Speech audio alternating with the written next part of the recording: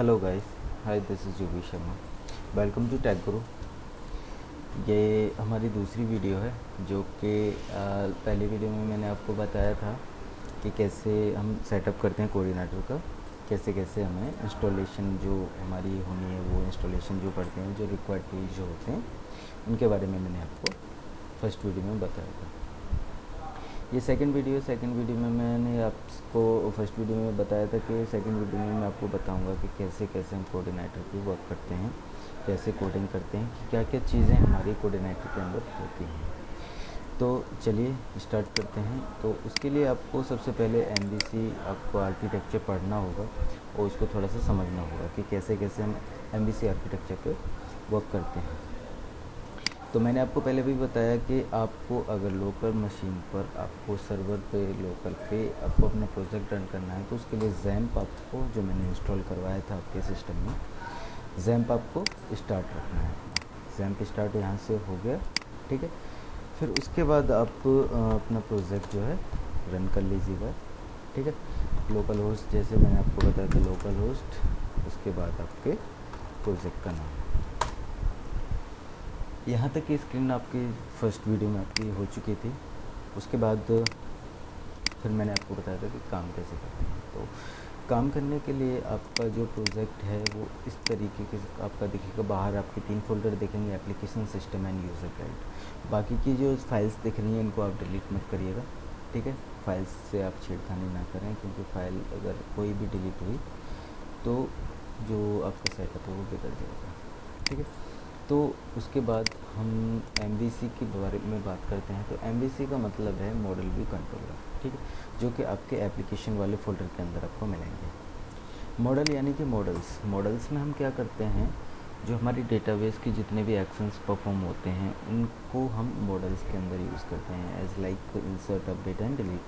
Example के लिए मैं आपको बता देता हूँ। तो कभी भी आप कोई भी मॉडल बनाओ, एग्जाम्पल के लिए मैंने एक लॉगिन मॉडल ये बनाया है, तो ये क्लास का नेम है, क्लास का नेम और हमारी फाइल का नेम बिल्कुल सेम होना चाहिए, कोई भी डिफरेंस नहीं होना चाहिए। यानी कि लॉगिन का L यानी कि क्लास जो भी है, क्लास का फर्स्ट लेटर आपको कैपिटल ही रखना है, ठीक है।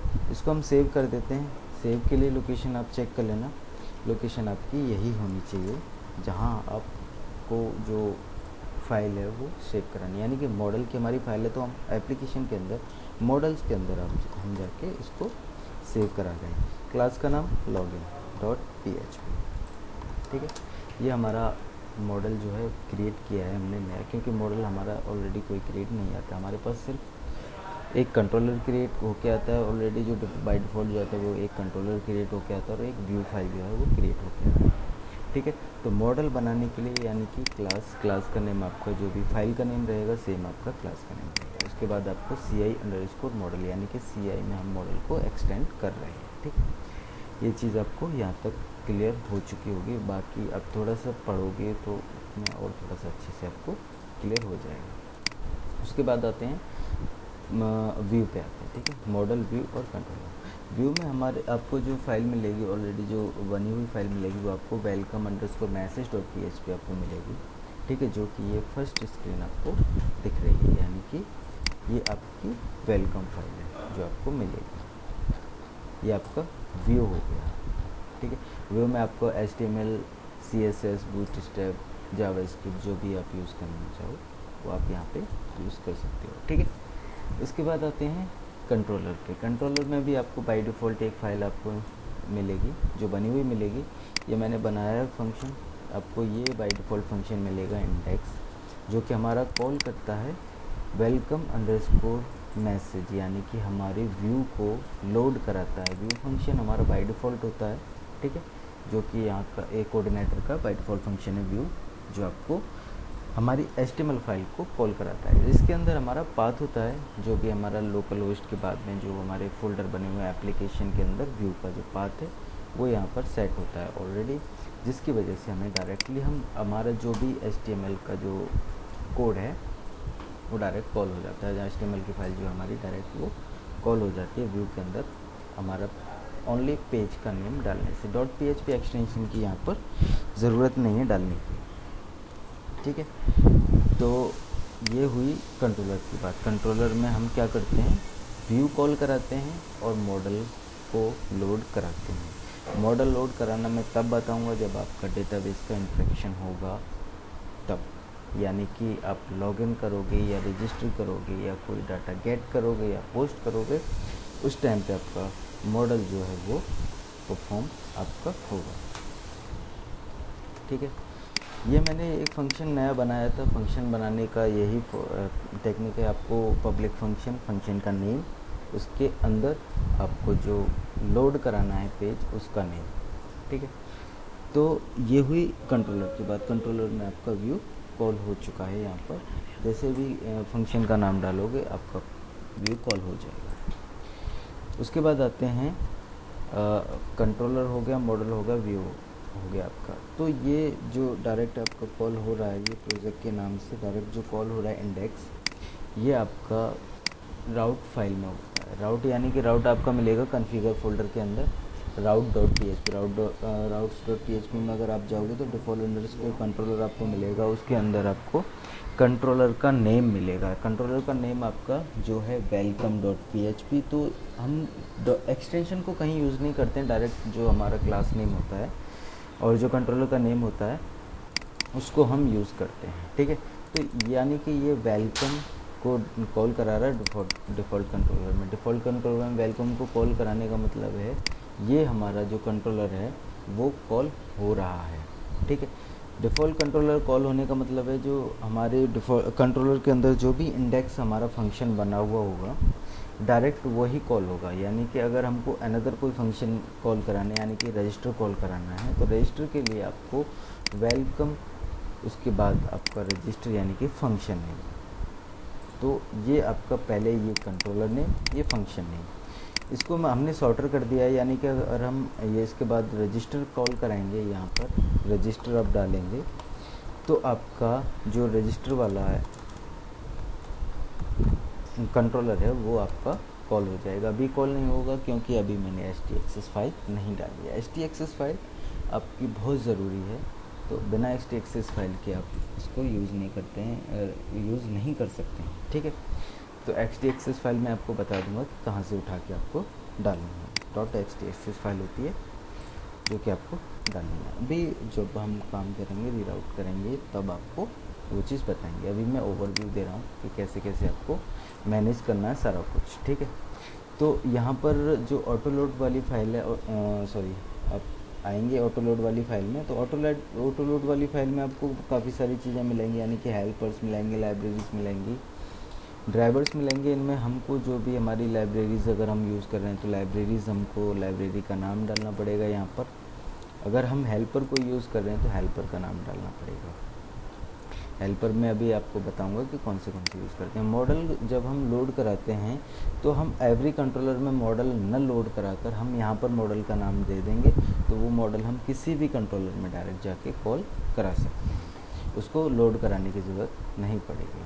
ठीक है, राउट के बारे में मैंने आपको बता दिया, ऑटो लोड के बारे में मैंने आपको बता दिया। अब आते हैं कन्फिगरेशन पे। कन्फिगरेशन में आपको सबसे पहले बेस यूआरएल दिया होगा, सबसे फर्स्ट पे बेस यूआरएल आप सेट कर दीजिएगा। बेस यूआरएल आपका ये है। ये बेस यूआरएल आपको जो यूज़ होगा, आपको कभी भी कहीं भी आपको यानी कि फॉर्म कॉल कराना है या इमेज वगैरह का पाथ सेट करना है या फिर कुछ भी करना है तो आपको बेस यूआरएल की बहुत ज़रूरत पड़ेगी। तो बेस यूआरएल आप यहाँ पर सेट करा के चलिए पहले से। ठीक है, ये हमने यहाँ पर बेस यूआरएल सेट करा दिया। अब इस बेस यूआरएल को हम कहीं भी यूज़ कर सकते हैं डायरेक्ट इसको कॉल कराने के, यानी कि ये जो हमारा base URL as a function हमारा वर्क करेगा। यहाँ पर index.php फाइल होगी, उसको आप यहाँ से हटा देगा। ठीक है, उसके बाद यहाँ पे आपको कोई चेंजेस नहीं करने, आगे बढ़ जाइएगा। उसके बाद आपको डेटाबेस में जो आपका डेटाबेस कोई अगर आप बनाओगे तो डेटाबेस की सेटिंग हम यहाँ पर करेंगे। ठीक है, तो जब मैं डेटाबेस से परफॉर्म करूँगा, कोई भी एक्शन परफॉर्म करूँगा, तब मैं यहाँ पे डेटाबेस की सेटिंग करूँगा। अभी मुझे रिक्वायर्ड नहीं है क्योंकि अभी मैं डेटाबेस से कोई भी इंटरेक्शन नहीं कर रहा हूँ फ़िलहाल। ठीक है, राउट्स के बारे में मैंने आपको बता दिया, ऑटो लोड के बारे में बता दिया, कन्फिगरेशन के बारे में बता दिया है। ठीक है, welcome.php यानी कि कंट्रोलर हमारा कैसे कैसे कंट्रोलर है हमारा, कैसे बनता है। तो कंट्रोलर बनाने के लिए अगर आपको अनदर कोई कंट्रोलर बनाना है तो मैं आपको एक और कंट्रोलर बना के दिखा देता हूँ, ठीक है। उसके लिए ये चीज़ आप मैंडेटरी है, इनको आप कॉपी कर लिया करना हमेशा, ठीक है। तो इसमें हम कंट्रोलर बनाएंगे, यहाँ पर नया कंट्रोलर बना देते हैं register.php, रजिस्टर का कंट्रोलर बना देते हैं। तो हमेशा याद रखना जो क्लास नेम अगर आप डालोगे तो क्लास नेम का फर्स्ट लेटर आपका कैपिटल होना चाहिए, ठीक है। इसको सेव करा देते हैं, लोकेशन आप चेक कर लीजिएगा, कंट्रोलर्स के अंदर ही आप डाल रहे हो, ठीक है।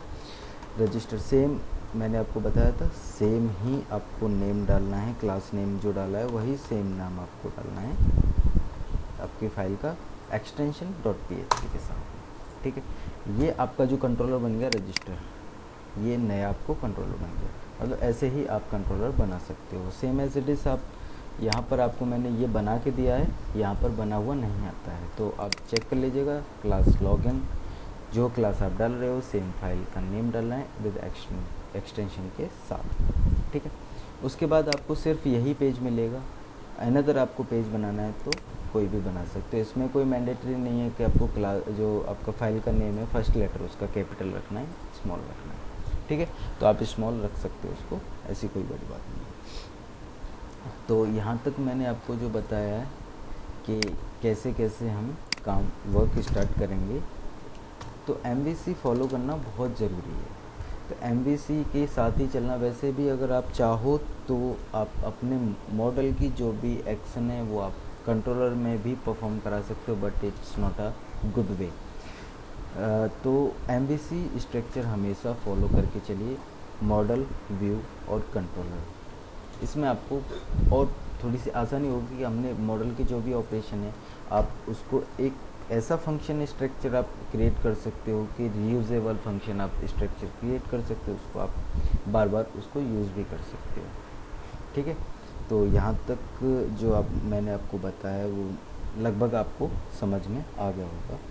तो मैं चाहता हूँ आप वीडियो को लाइक करें, शेयर करें अपने फ्रेंड्स के साथ में, और सब्सक्राइब करें और बेल आइकन को आप दबा दें